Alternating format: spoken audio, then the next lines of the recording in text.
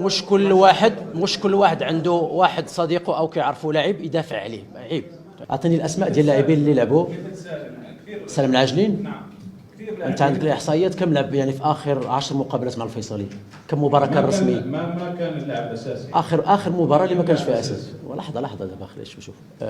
لا يكفي انك تجي وتنقل اخبار او افكارك انت وتنتقد المدرب او الفريق.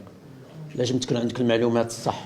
اوكي، انا لو كان عرفتك غادي تطرح هذا السؤال وكان جبت معك الاحصائيات ديال العاجلين. اوكي، العاجلين يمكن اخر مباراه لعب فيها احتياط، يعني المقابلات السابقه كلها كان كيلعب كاساسي.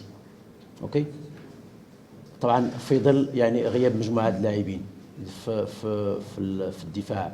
من كنت كترشح يلعب يعني اللي شفتي انت افضل من العاجلين؟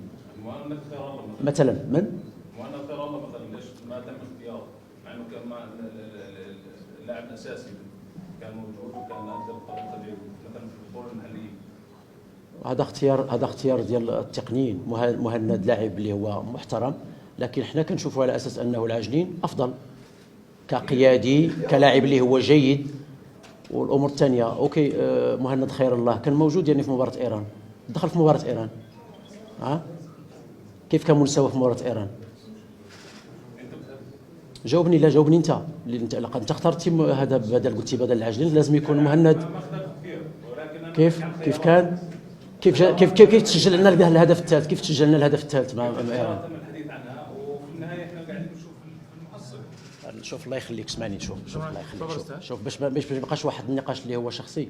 الله يخليك، هذا منتخب. اوكي، مصلحه المنتخب تهمني انا واللاعبين يمكن اكثر منك انت. يمكن حنا مسؤولين. حنا عندنا وجهنا هنا وعندنا السمعه ديالنا وعندنا القيمه ديالنا الفنيه والقيمه الشخصيه.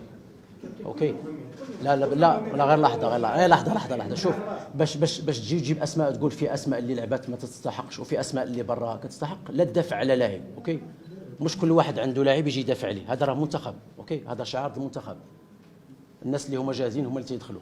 يعني لا تعتقد على انه الحسين عموته والطاقم حنا كنفكروا تنديروا المتابعه وعندنا كل لاعب لعب دقيقه واللي تمرن وما تمرنش وكذا وكذا وكذا وكذا وكذا، عندنا محطوطه بالدقيقه بالثانيه. اوكي، بس كل واحد غير شوف الفكره عندي. شوف الفكره هو انه مش كل واحد عنده واحد صديقه او كيعرفوا لاعب يدافع عليه، عيب. نقول لك السلام عليكم. بعد اذنكم. تفضل. انا ما عنديش العصا السحريه باش فقط يعني في شهر ولا شهرين نعطيك منتخب غيتاهل كاس العالم.